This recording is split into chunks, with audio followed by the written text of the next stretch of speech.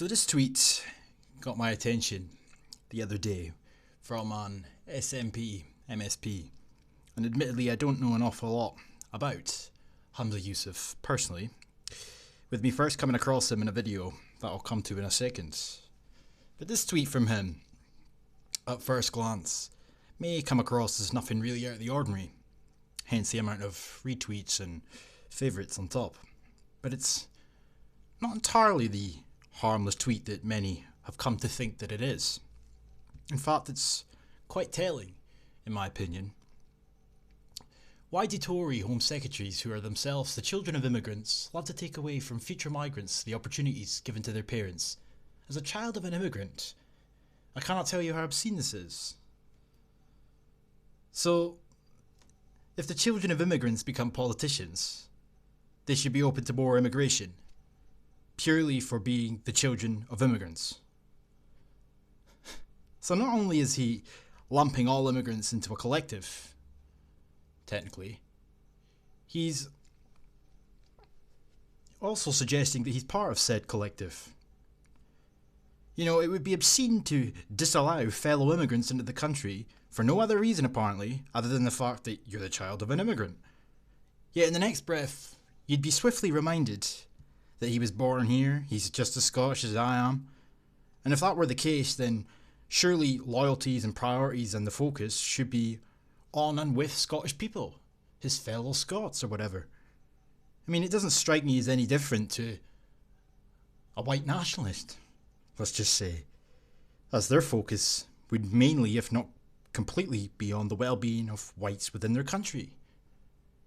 As the children of immigrants, according to him, focus solely, or mainly, on other immigrants.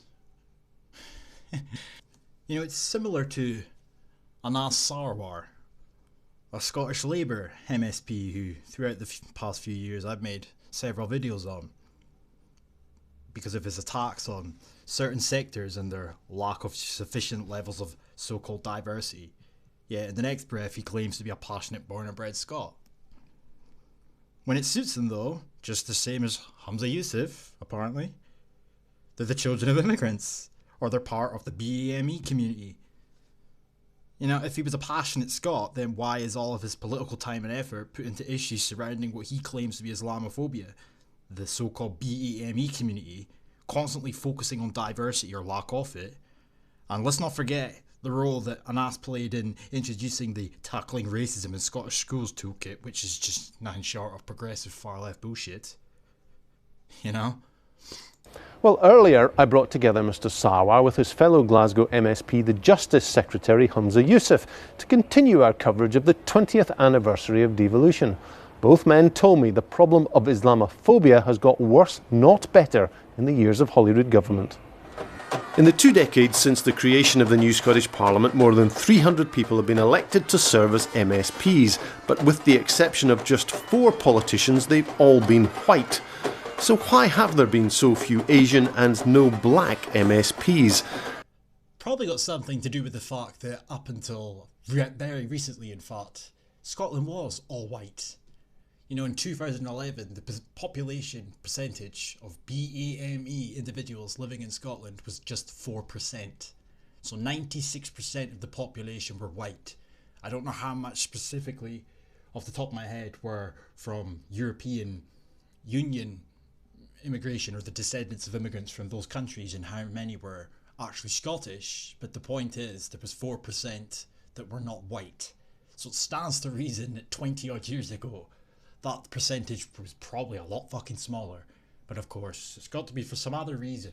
It's Islamophobia, lack of diversity, it's always Islamophobia, etc. This is what I'm talking about, that these politicians, a hell of a lot of them, that are from BAME communities or the children of immigrants, seem to focus on the BAME or the children of immigrants or fellow immigrants, which is rather contradictory in a sense when they claim to be Scottish, however. And has devolution delivered for the country's ethnic minority communities? When I sat down with Mr Yusuf and Mr Sarwar this morning outside Holyrood, I started by asking about the Parliament's record on ethnic minority representation. No, it's simply not good enough. In the entire history of the Scottish Parliament, as you say, we've had 4 It's not good enough. Fuck me, man. ethnic minority politicians, all 4 from the city of Glasgow, all 4 from a similar ethnic background, and none of them being women. That's a statistic that's simply not good enough.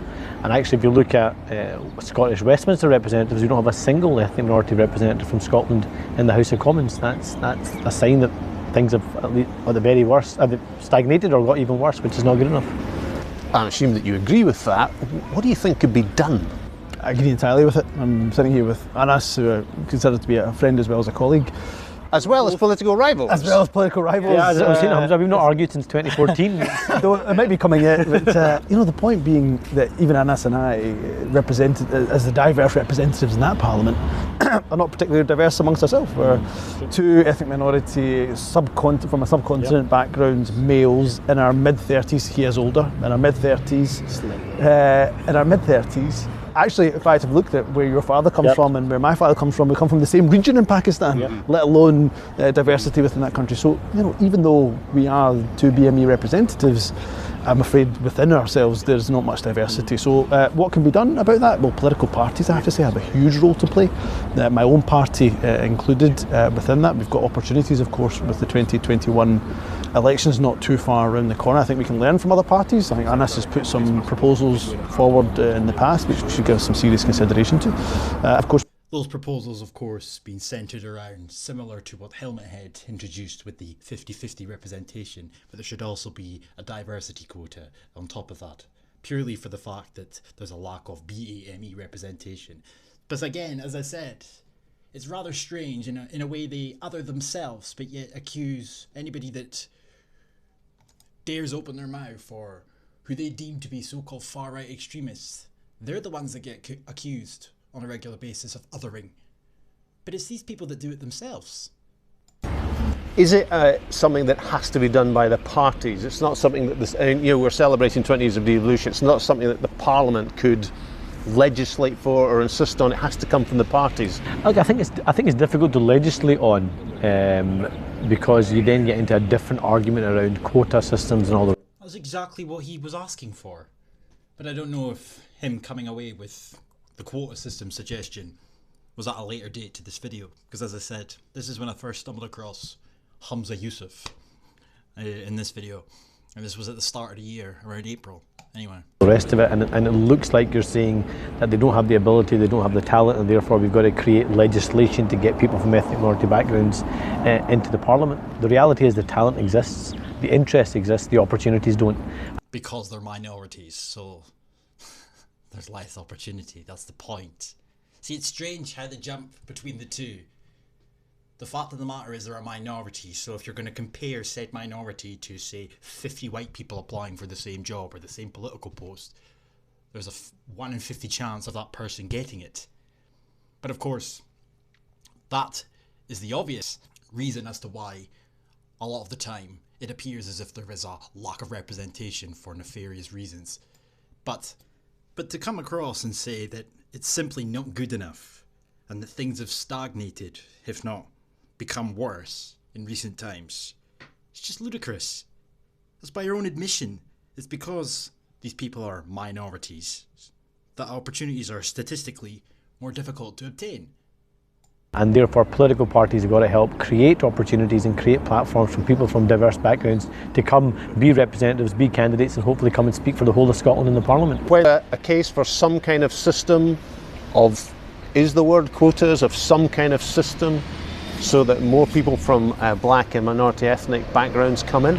I recall when Ian Gray was leader, he made the decision that the party lists that we had to have at the top of those lists either someone that was a woman or from an ethnic minority background as a way of demonstrating that we wanted to have a more diverse parliament. I think you can look at systems like that more, but that still gives you the challenges around constituency seats and how we elect more diversity. Within the SNP? And ultimately, of course, that system did end up producing more. That's right. Ended up producing the same. Yes, absolutely, within the SNP. You know, I've battled with this for a long time in relation to affirmative action or just actually educating, changing process.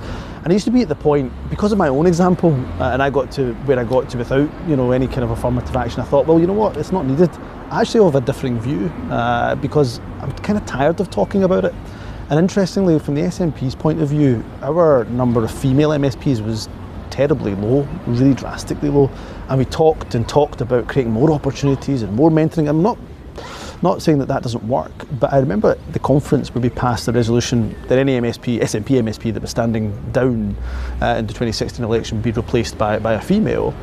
We were tired of talking, and I think we seriously have to look at those within our own parties. We seriously have to look at those affirmative action, the actions that we can bring forward that will make a substantial change. Because if I'm back at that Parliament, of course, up to the will of the voters in 2021, and there's just one or two of us again, then we have really, really failed. The children of immigrants.